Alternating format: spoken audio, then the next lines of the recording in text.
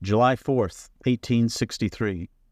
I've slept a little despite a steady but light fall of rain, which has undoubtedly proved extremely refreshing and grateful to the thousands of fevered brains and burning wounds. This morning I am unable to walk a step, and have myself carried about 10 yards off the road to where Colonel Williams lies mortally wounded. Poor Williams. He was a strict disciplinarian, and on this account made many of the soldiers unfriendly towards him. In the charge yesterday, foolishly and insanely, he rode coolly and deliberately in front of the regiment, mounted on his horse, and thus the most conspicuous mark for the sharpshooters. He was hurled to the ground by a mortal wound. His spinal bone is broken, the shot, I think, striking at the neck joint and running down the spinal column. He suffers continual and intense agony. No position in which he may be placed affords any relief, and he constantly seeks some change in the disposition of his head. I make several of the officials who have direction of the ambulances promise me to have Colonel removed to the field hospital where medical attendance may be had, and toward the middle of the day I have the satisfaction of knowing he had been removed. I never saw him afterwards. He died after 4 or 5 days of intense suffering. A few hours afterwards I am also removed and placed in an ambulance alongside a wounded Yankee. Poor fellow. He is wounded in many places and appears to suffer very much. He is a coarse, bloated-looking Irishman and is whining and groaning continually, except when the vehicle jolts over a stone or gully, and then he gives a loose to horrid oaths and imprecations. I long to get rid of my loathsome companion, and hail with delight the approach to the field hospital.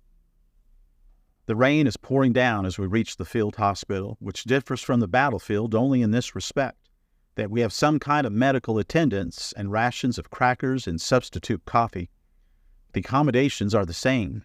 The wet, muddy hillside, sans tents, sans blankets, sans fire, sans water, sans everything related to exterior comfort. The first man who attracted my attention upon being assigned to my position on this dreary hillside was one of the members of my company, John Scammell. Poor Scammell. He is standing up in his usually inert way and wringing water from a blanket which he had been fortunate enough to preserve. There appears nothing very grievous in his condition, but he opens his shirt and quietly points to a piece of shell which is half buried in the hollow between his breast. He tells me in a low, complaining voice that he feels his time has come and that no one will by proper care give him a chance, if there be any chance, to recover from his wound. I bade him lie down and keep as quiet as possible, and if I should meet with a surgeon, that I would get him some attention. The whole ground for miles around is covered with the wounded, the dying and the dead. Confederate and Yankee are often promiscuously thrown together, although the officials separate us generally as much as is convenient. The Yankees are nearly all comfortably quartered, having tents and blankets and many little comforts which they have of course received from their comrades. This is only natural, and none of our boys accept to receive attentions in preference to the enemy's wounded. A young surgeon is near me now, and after examining my wounds and asking a great many foolish and ignorant questions, I urge him to look at the wound in Scamell's breast. He assures me positively that he will do so as soon as he has taken a bite of something to eat. Oh, humanity! A human life or a cup of coffee. This is a horrid night. Cold and wet and rainy, groans and shrieks and maniacal ravings, bitter sobs and heavy sighs, horrid oaths, despair, the death rattle, darkness, death. The Yankees near me, nurses they are called, instead of alleviating to some degree the fearful sufferings around us, are indulging in curses, the most ignorant curiosity and obscene tales.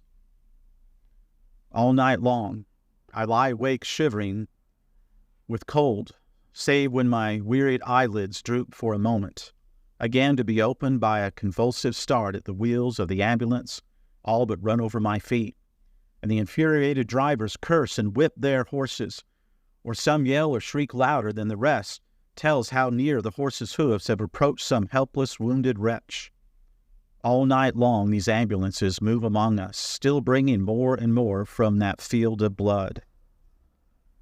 July 5th. Morning dawns at last. Though raining, still the chill of the small hours before daybreak no longer makes me shiver, and soon the carriers come around with their vessels of coffee, and this does much toward comforting the inner part of a man. A Yankee officer is inquiring if anyone here is acquainted with John Scammell. I tell him that he belongs to my company. Here, then, he said, are some of his little things I took from his pocket. He died a few minutes ago, just a few yards off. These little effects consist of a $5 Confederate bill stained with his blood and a paper showing the date of his enrollment. Poor fellow. He might have lived if proper care had been shown him. But our poor fellows are dying all around us, and but little surgical attention might save them. Here's a poor wounded Confederate who is walking up and down, wandering anywhere his cracked brain directs him. Just on top of his head and penetrating to his brain is a large opening made by a shell in which I might insert my hand. He walks about as if nothing was the matter with him and pays no attention to any advice given him. About 2 yards from me on the other side of the road is a Virginia lieutenant, 24th Virginia. His leg is torn and mangled fearfully. It is now amputated between the thigh and knee. There he reclines with his back against a stump and his wounded stump of a leg dragging heavily on the ground, clumsily bound up and portions of the flesh exposed and bedraggled in the mud. I've watched this officer pretty closely, and although I've seen much pain and agony in his expression, I haven't heard a single word of complaint or impatient exclamation break from his lips. I begin now to suffer from thirst, for the only water they bring us is from a neighboring run, which is warm and muddy and has the additional properties belonging to human blood and dead bodies. I have therefore determined to refrain from this nauseating and unhealthy draught as long as I possibly can, which I did for 4 days, at the end of which I was so fortunate as to obtain some spring water. Ah, these days go by slowly, and yet new scenes are daily being enacted around us and serve to excite, though far from pleasing. The nights are far more monotonous than the days.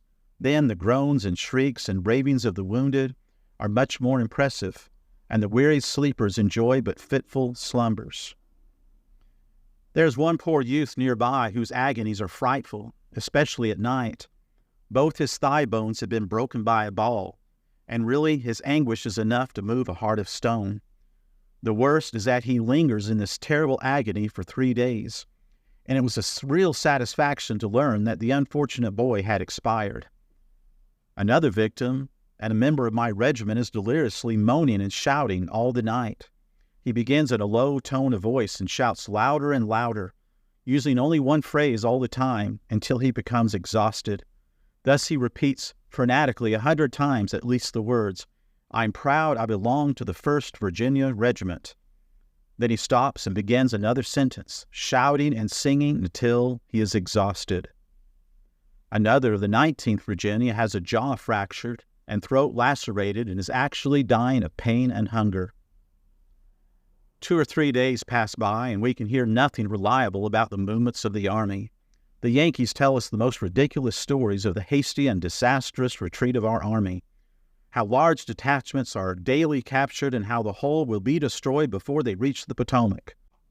But we know too much to believe anything the Yankees say, and know too well how glad these same gallant bluecoats will be when General Lee is agitating them no more and is again in Virginia.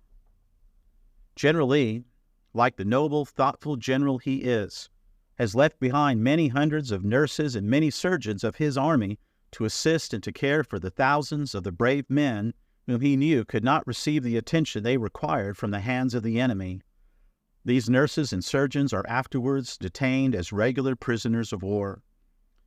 The whole country has learned the tidings of the Battle of Gettysburg, and the nearest towns and cities are sending out generously medical stores, provisions, money, preachers, and sanitary committees. A Yanko-Irish soldier told me he was from Lowell, Massachusetts, and that he had been a soldier under John Mitchell in '48. A wounded comrade and I began questioning him and asking him how it was possible for him, who had in '48 fought or intended to fight for the same cause for which we were contending. How could he consistently turn his back on his principles, for the pitiful hire of a few dollars, do all in his power to crush a brave people asserting their right of self-government. And now that he was engaged in the cause of tyranny, fighting against honesty, justice, and right, and moreover against those very gallant young men he was seeking to hear of, what, we asked, would Mr. Mitchell think of him? The poor fellow's eyes filled with tears. He said he didn't know how it was at all, but they got him to enlist, and if he got back to Lowell, he didn't think they'd get him again.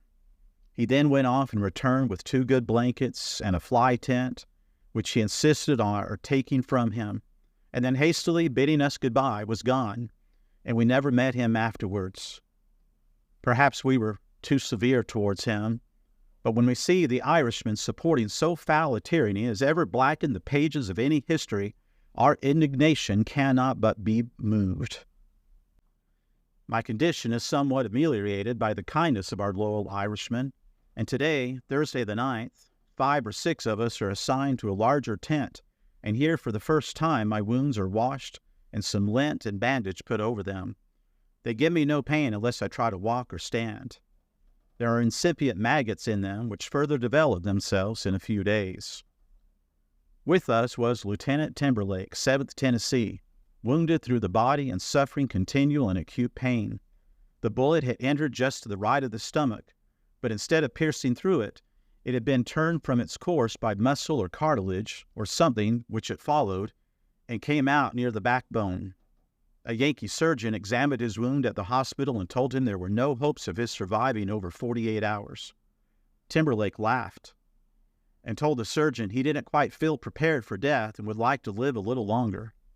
The doctor insisted that he was in earnest, and Timberlake, who had a very strong will, told him he was determined not to die.